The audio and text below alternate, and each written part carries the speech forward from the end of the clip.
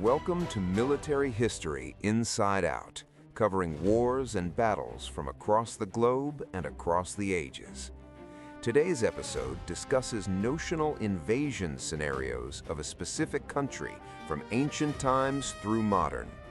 The goal is to educate listeners about the general military capabilities of a nation and to cover some of the military history of this nation through the ages.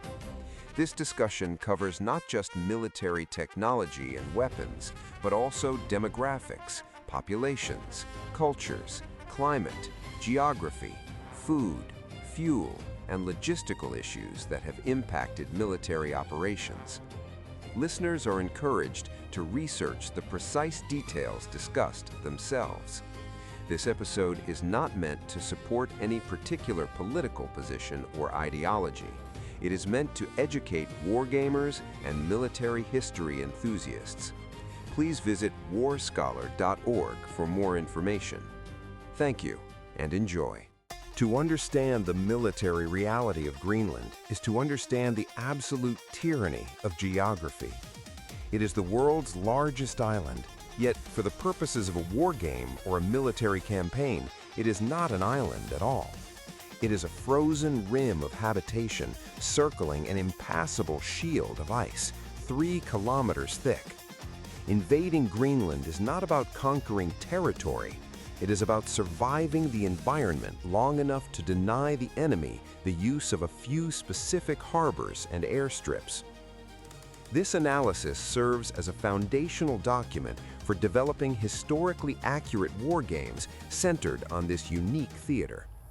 We will dissect the strategic imperatives of Greenland from the perspective of an attacker and a defender, traversing time from the ancient migrations to the geopolitical flashpoints of 2025 and 2026.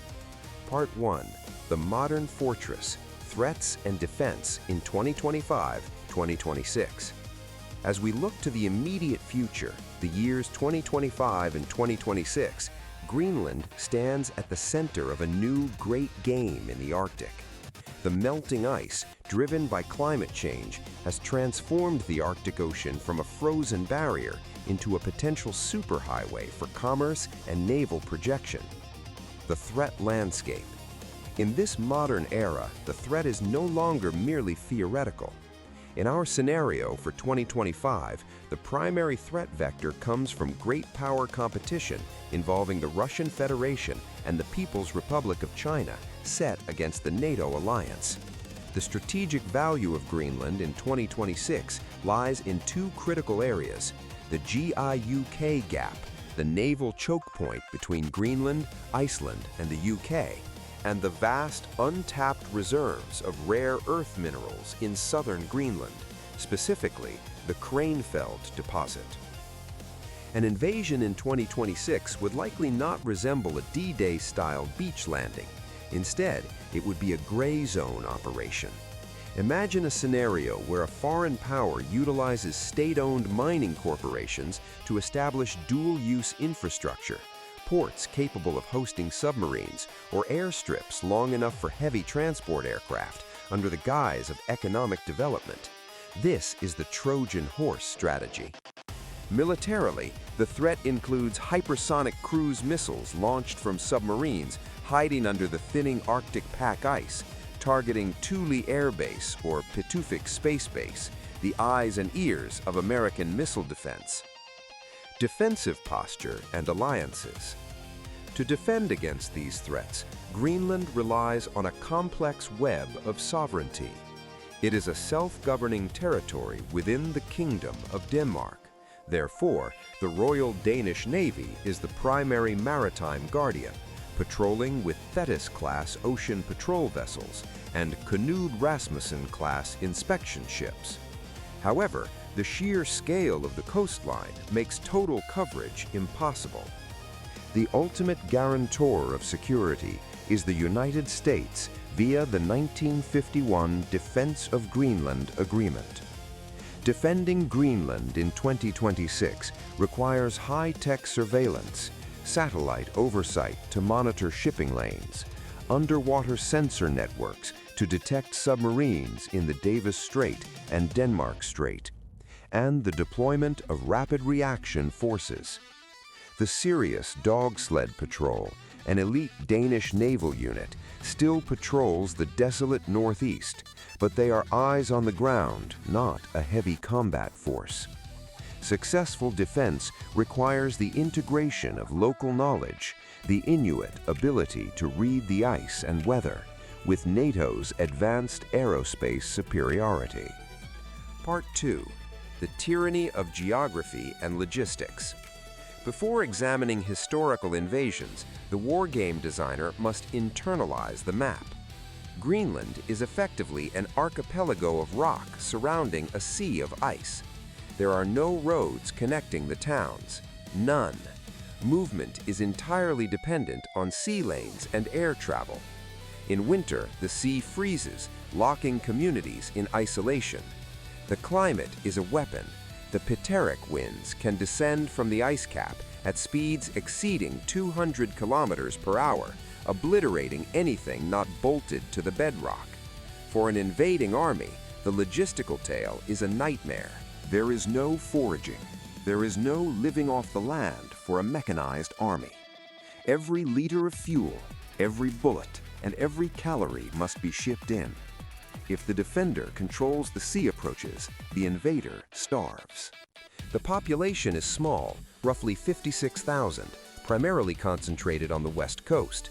Demographically, the population is predominantly Inuit, Kalalit, with a Danish minority. The culture is deeply maritime, resilient, and adapted to the cold. Any occupying force that alienates the local population loses the only reliable source of intelligence regarding the environment. Part 3. Historical Wargaming Analysis. Part 3. Historical Wargaming Analysis. 1. Ancient Times. The Paleo-Inuit Waves, 2500 BC to 1 AD. In ancient times, invasion was migration.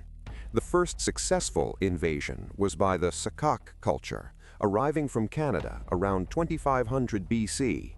They did not invade a nation, they invaded an ecosystem. Wargame scenario, survival mode. The enemy is the climate. Technologically, the Sakak possessed the bow and arrow and small tents. Their invasion succeeded because they adapted to the resources of Disco Bay. However, they were eventually replaced or invaded by the Paleo-Eskimo Dorset culture. This was likely a demographic replacement, driven by cooling climates, where the Dorsets' adaptation to sea ice hunting gave them the advantage over the open water hunting Sakak. There were no pitched battles, but a slow, relentless resource war, where the losers simply ceased to exist. 2. The Dark Ages and Medieval Period. The Norse and the Thule. 985 AD to 1500 AD. Here lies the most fascinating conflict for a wargame, the asymmetrical war between the Norse Vikings and the Thule Inuit. The Norse invasion, 985 AD. Eric the Red, exiled from Iceland, led a fleet of 25 ships, 14 arrived, to settle the southwestern fjords. This was a classic colonization invasion. They brought Iron Age technology, livestock, sheep, goats, and cattle, and Christianity. They established the eastern and western settlements. Their strategic center was the grassy inner fjords, shielded from the worst coastal weather. The Thule invasion, 1200 AD onwards. While the Norse farmed the south, a new power emerged in the north. The Thule people, ancestors of the modern Inuit, crossed from Alaska and Canada. They possessed superior technology for the environment, the toggle harpoon, the dog sled, and the kayak. This was a slow-motion invasion that the Norse could not stop. The Thule expanded south along the coast. The Norse referred to them as Skraelings. Wargame mechanics here should focus on resource competition. The Thule could hunt ringed seal in winter. The Norse relied on livestock, which struggled in the cooling Little Ice Age. The fall of the Western settlement, circa 1350. Ivar Barderson, a priest, wrote of finding the Western settlement deserted, with cattle running wild but no people. Did the Thule kill them? Did they starve? Did they flee? Historical evidence suggests a combination of climate pressure and conflict. The Thule effectively invaded and conquered by demographic and technological superiority in the specific niche of Arctic survival. By 1450, the Norse were gone. The Inuit had successfully conquered Greenland. 3. The Renaissance, the gap, 1500 to 1700. During this period, Greenland was an Inuit nation. European contact was sporadic. English and Dutch whalers skirted the coast. Invasion risk, low. The resource value, whale oil, was high, but the cost of establishing a land base was prohibitive. An invasion in this era would be a naval raid, landing parties seeking fresh water or trading, occasionally kidnapping locals, a tragic reality of the time. A war game here would feature skirmishes, muskets and cannons versus bows and harpoons, but the Europeans could never sustain a campaign inland. 4. The 18th century, the return of Denmark-Norway, 1721. The religious and economic invasion.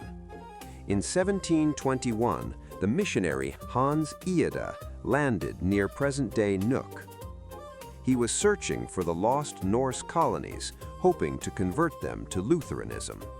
Finding none, he began converting the Inuit. This was a soft invasion, backed by a trade monopoly. The Royal Greenland Trading Department was established. Strategically, the Danes secured the littoral. They established trading posts at key harbors. Control was maintained not by a large standing army, but by economic dependency. The Danes controlled the flow of wood, iron, and firearms. The invasion was successful because it integrated the Inuit into the global economy, blubber for Danish goods, while altering their belief system. This is an example of an external organization taking over through cultural and economic coercion rather than brute military force.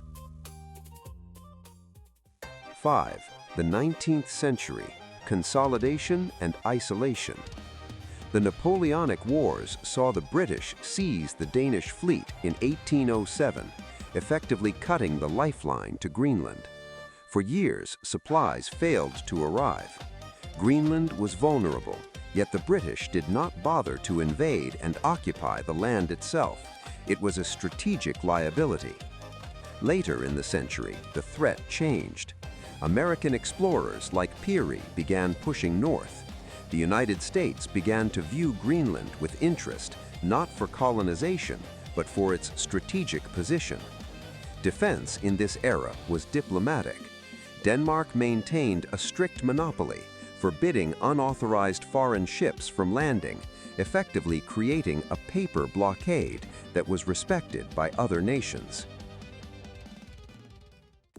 6. The 20th century, the Weather War and the Cold War. World War II, 1940 to 1945.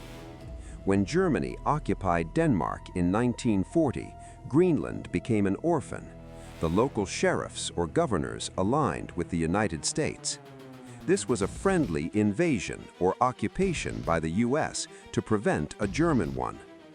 The military reality of World War II in Greenland is the most gameable scenario. It was the weather war. The weather in Europe is generated in the Arctic. Knowing the weather in Greenland gave the Luftwaffe 24 hours notice for bombing raids on England. Germany set up secret weather stations on the uninhabited east coast. The defense, the Northeast Greenland Sledge Patrol, a handful of Danes and Norwegians on dog sleds armed with hunting rifles, patrolling thousands of miles of coastline. They played a deadly game of cat and mouse with German commandos. The Germans successfully invaded small pockets, such as Sabine Island, but were eventually hunted down by the Sledge Patrol and U.S. Coast Guard cutters. This proves that in Greenland, small, mobile units adapted to the terrain are superior to static, heavy forces. The Cold War. The 20th century also saw an internal shift. In 1953, Greenland's status changed from colony to county.